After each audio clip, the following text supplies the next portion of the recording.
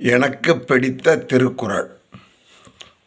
எல்லாம் செயல்கூடும் என் ஆணை அம்பலத்தே எல்லாம் வல்லான் தனையை ஏத்து. எல்லோரும் இன்பெற்றிருக்க இறைவனை பிரார்த்தனை செய்கிறேன்.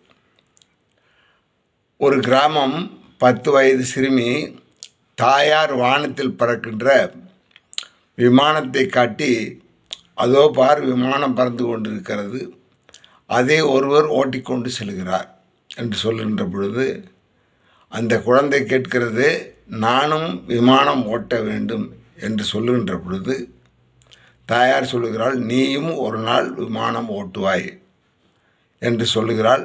அந்த மன உறுதியுடன் அந்த குழந்தையை வளர்க்கின்ற பொழுது அந்த குழந்தை வளர்ந்து பயிற்சி பெற்று விமானத்தை ஓட்டுகிறது. எண்ணியர் எண்ணியாங்கு எய்துவர் எண்ணியர் திண்ணியராக பிரின். இதுதான் பிடித்தமான குறள். அதே மாதிரி விமானப்படை வீரர் விபத்து, காலிலே 2 கால்களையும் விபத்தில் இழந்து விடுகிறார். மீண்டும் வைத்தியம் தெளிவு பெற்று செயற்கை கால்களை பொருத்தி கொண்டு மீண்டும் விமானப்படையிலே விமானியாக இருந்து சாதனை படைக்கிறார். உண்மை மனிதன் கதை என்ற ஒரு கதையிலே வந்த செய்தி இது. அதே மாதிரி குழந்தைகளில் எல்லாருக்கும் வைராக்கியம் இருக்கணும். ஓட்டப்பந்த வீராங்கனை 2 கால்களில் விழுந்து, அதாவது விபத்தில் 2 கால்கள் இழந்து விடுகிறாள். இருந்தாலும் மன உறுதி இழக்கவில்லை, வைராக்கியம், மன வலிமை. அதை நினைத்து என்ன செய்கிறாள், மீண்டும் மீண்டும் பயிற்சி செய்கிறாள். பயிற்சி செய்து இமயமலையில் உள்ள எவரெஸ்ட் சிகரத்தை 13 தடவைகள் கடந்து ஏறி சாதனை படைக்கிறாள். இதெல்லாம் எதை சொல்லுகிறது என்று சொன்னால், மன வலிமையை சொல்லுகின்றது. எண்ணியர் எண்ணியாங்கு எய்துவர் எண்ணியர் திண்ணியராக பிரியன். நினைத்ததெல்லாம் சாதிக்க முடியும். எப்பொழுது என்று சொன்னால், நம்முடைய மனமானது உறுதியாக இருந்தால், தடைகள் வந்தாலும் சரி, தோல்விகள் வந்தாலும் சரி, குறைகள் வந்தாலும் சரி, எதிர்ப்புகள் வந்தாலும் சரி, என்ன வந்தாலும் சரி, அவைகளெல்லாம் என்ன செய்ய முடியும், கடந்து சென்று சாதனை படைக்க முடியும். வள்ளலார், அருட்பிரகாச வள்ளலார், அருட்பெருஞ்சோதி அருட்பெருஞ்சோதி தனிப்பெருங்கருணை அருட்பெருஞ்சோதி, இதை சொல்லிக் கொடுத்தவர் வள்ளலார், அருட்பிரகாச வள்ளலார் ராமலிங்க அடிகளார். அவர் சொல்லுகிறார், மன உறுதியுடன் சொல்லுகிறார், வைராக்கியத்தோடு சொல்லுகிறார், தெளிவாக சொல்லுகிறார். எல்லாம் செயல்கூடும் என் ஆணை அம்பலத்தே எல்லாம் வல்லான் தனையை ஏத்து. எல்லாம் செயல்கூடும் என் ஆணை அம்பலத்தே எல்லாம் வல்லான் தனையை ஏத்து என்று அவர் என்ன செய்கிறார், ஆணையிடுகிறார். அதே மாதிரி ராமமந்திரத்தை சொல்லிக்கொண்டே இருந்தால் எல்லா காரியங்களையும் சாதிக்கலாம் என்பதற்கு ஒரு உதாரணம் ஆஞ்சநேயர், அனுமன். அவன் என்ன செய்கிறான், மலையில் ஏறி கடலை தாண்டி சீதை கண்ட வீரராம். அதே மாதிரி மலையில் ஏறி மலையை பிடுங்கி மருந்து கொண்ட வந்த தீரராம். யார்? ஆஞ்சநேய பெருமான். காரணம் என்னென்னா, நான் ராம மந்திரத்தை சொல்கின்ற பொழுது என்னிடம் அளவுக்கு மீறி அதிகமான உற்சாகம் ஏற்படுகிறது. இறைவனுடைய திருநாமம் எதுவாக இருந்தாலும் சரி, சிவமந்திரமாக இருந்தாலும் சரி, நாராயண மந்திரமாக இருந்தாலும் சரி, ராம மந்திரமாக இருந்தாலும் சக்தி மந்திரமாக இருந்தாலும் சரி, முருகன் மந்திரமாக இருந்தாலும் சரி, பிள்ளையாரை நினைத்து வழிபாடு செய்தாலும் சரி, அந்த இடத்துல நாம் என்ன செய்ய முடியும், வெற்றி பெற முடியும். அந்த நேரத்தில் நமக்கு இறைவன் நம் உள்ளத்திலே உட்கார்ந்து கொண்டு அதிகமான ஆற்றலை, மன உறுதியை, வலிமையை கொடுத்து கொண்டே இருப்பான். வேடிக்கை சொல்லுவாங்க, அடாது மழை பெய்தாலும் விடாது விழா நடத்தப்படும் என்று சொல்வார்கள். அச்சமில்லை அச்சமில்லை அச்சம் என்பதில்லையே, உச்சி மீது வானிடிந்து வீடுகின்ற போதிலும் அச்சமில்லை அச்சமில்லை அச்சம் என்பதில்லையே முண்டாசு கவிஞன் பாரதியாருடைய வாசகங்கள். அதனால் எல்லாத்தையும் சாதிக்க முடியும். எப்போ அப்படின்னு சொன்னால், மன உறுதியை நம்மிடம் இருந்தால். மீண்டும் அந்த குறளை சொல்கிறேன், எண்ணியர் எண்ணியாங்கு எய்துவர் எண்ணியர் திண்ணியராக பெரியன். அதுதான் நம்ம மனதில் இருக்க வேண்டிய ஒரு அருமையான வாசகம், மன உறுதி. சின்ன குழந்தைகளிடெல்லாம் இந்த விஷயத்தை நாம் சொல்ல வேண்டும்.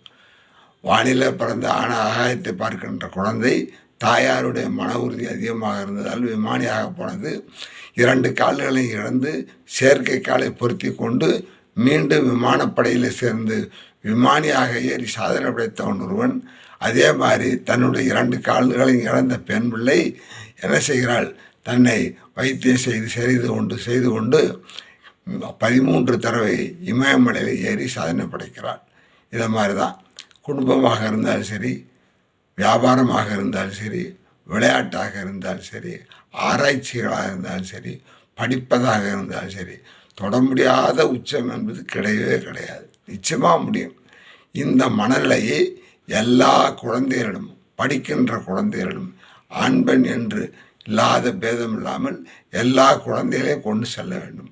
அதே மாதிரி இந்த பதிவு இந்த மன வலிமை, மன உறுதியை, வைராக்கியத்தை எடுத்து சொல்வதற்கான பதிவு. அதனால் எல்லாரும் இந்த பதிவை கேட்கின்ற பொழுது நாமும் நம்முடைய குழந்தைகளிடம் இந்த மாதிரி எண்ணங்களை, தைரியத்தை, மன உறுதியை, வைராக்கியத்தை வளர்க்க வேண்டும் என்று சொல்லி ஒவ்வொரு பெற்றோரிடம் இருக்க வேண்டும். அதே மாதிரி ஒவ்வொரு ஆசிரியரிடம் இருக்க வேண்டும். ஒரு அதிகாரியிடம் ஒரு ஆசிரியர் கேட்கிறார், நான் இந்த பள்ளியிலே ஒரு பொருட்காட்சி நடத்தலாம், எக்ஸிபிஷன் நடத்தலாம் என்று சொல்லுகிறார். அதிகாரி கேட்கிறார், யார் இவர், என்ன செய்கிறார், எந்த கல்லூரியில் ஆசிரியராக இருக்கிறார் என்று சொல்லுகிற பொழுது, இல்லை இவர் ஒரு தொடக்கப்பள்ளி ஆசிரியர், 1 முதல் 5ஆம் வகுப்பு வரை உள்ள பள்ளி மாணவர்களுக்கான ஆசிரியர் என்று சொல்லுகிற பொழுது அதிகாரி சிரிக்கிறார். சிரித்ததோடு மட்டுமில்லாமல், இவன் எக்ஸிபிஷன் என்றால் தெரியுமா, கிறுக்கனாக இருப்பான் போல இருக்கே என்று சொல்லி கேலி செய்கிறார். அப்படி இருக்கின்ற பொழுது இந்த செய்தி அந்த ஆசிரியரிடம் விழுகிறது. மீண்டும் சொல்லுகிறார், நிச்சயமாக எனக்கு அனுமதி கொடுங்கள், உங்களை அழைத்து வருவேன், உங்கள் கையாலே அந்த பொருட்காட்சி தொடங்கும், நிச்சயமாக நீங்கள் வியப்பிற்கும் மகிழ்ச்சிக்கும் ஆளாவீர்கள் என்று சொல்லி அனுமதி வாங்கி கொண்டு 81 மாணவர்கள் மட்டும் படிக்கின்ற அந்த குழந்தைகளை, 1 முதல் 5ஆம் வகுப்பு வரை படிக்கின்ற குழந்தைகளை வைத்து 81 விதமான பொருட்காட்சிகளை நடத்தி மிகவும் எல்லோரையும் மகிழ்வித்தவர். அதே மாதிரி இன்றைக்கி சர்க்கஸ் பாருங்கள். சர்க்கஸ் பார்க்கிற நேரத்தில் இந்த சர்க்கஸ் பார்க்கின்ற பொழுது அந்த சர்க்கஸ் நிகழ்ச்சியெல்லாம் என்ன செய்யும், நம்மளுடைய மனதில் அதாவது என்ன நடக்குமோ, எப்படி நடக்குமோ என்று சொல்லி ஒரு வலிமை, அதாவது ரொம்ப பயத்தை உண்டு பண்ணுகின்ற நேரத்தில் அந்த பிள்ளைகள், அந்த இளைஞர்கள் எல்லோரும் என்ன செய்கிறார்கள், மிகவும் பிரமிக்கத்தக்க வகையில், வியப்பூட்டத்தக்க வகையில் அருமையான சாகசங்கள் எல்லாம் செய்து காட்டி நம்மை என்ன செய்கிறார்கள், மகிழ்விக்கிறார்கள். கரணம் தப்பினால் மரணம் என்பார்கள். அதனால் அவர்களெல்லாம் தங்களுடைய உயிரை பணையம் வைத்து என்ன செய்கிறார்கள், அந்த சாதனை செய்கிறார்கள். அப்படி பலவிதமான சாதனைகள், காட்டிலே வாழ்கின்ற சிங்கத்தை, புலியை, யானையை, விலங்குகளை, அதே மாதிரி புழுப்பூச்சிகளை கொத்தினால் என்ன செய்வோம், இறந்து விடுவோம்.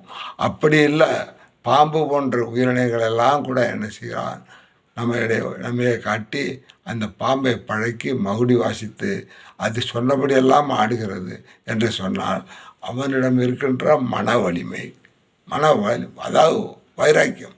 இந்த பாம்பை பிடிப்பேன், குரங்கை பிடிப்பேன், அதை வளைப்பேன், பயிற்சி செய்வேன், அதை வைத்து என்ன செய்வேன், வேடிக்கை காட்டுவேன், எல்லாரையும் மகிழ்விப்பேன், என்னுடைய வாழ்க்கையை உயர்த்தி கொள்வேன் என்று சொல்லி அவனுடைய மன உறுதிதான் அந்த பாம்பை பிடித்து ஆட்டி படக்குவது, குரங்கை பிடித்து அந்த பழக்கி அந்த குரங்கத்தை வைத்து வேடிக்கை காட்டுவது. இதெல்லாம் இன்றைக்கி நடைமுறை வாழ்க்கைக்கு வருவோம். இன்றைக்கி தாய் தந்தையர்கள் குழந்தை லேசாக அழுதுச்சுன்னா கூட அந்த குழந்தையை எப்படி அடக்குவது, அமைதிப்படுத்துவது, சாந்தப்படுத்துவது என்று சொல்லி அடிக்க வேண்டாம். அதே நேரத்தில் நம்மளிடம் மன வலிமை இருந்தால் அந்த குழந்தையை என்ன செய்யலாம், நல்ல விதமாக பழக்கலாம், நல்ல விதமாக அமைதியாக வளர்க்கலாம், அடிக்காமல் கொள்ள வளர்க்கலாம், நல்ல பிள்ளைகளாக வளர்க்க முடியும். ஆனால் நம்முடைய வலிமை இல்லை. உடனே என்ன செய்கிறோம், குழந்தை அழுகுது அப்படின்னு சொன்னோன்னே, சாப்பிட மாட்டேங்குது அப்படின்னு சொன்னோன்னே செல் எடுத்து கையில் கொடுத்துட்றோம், அதோட வேலை முடிஞ்சிருது.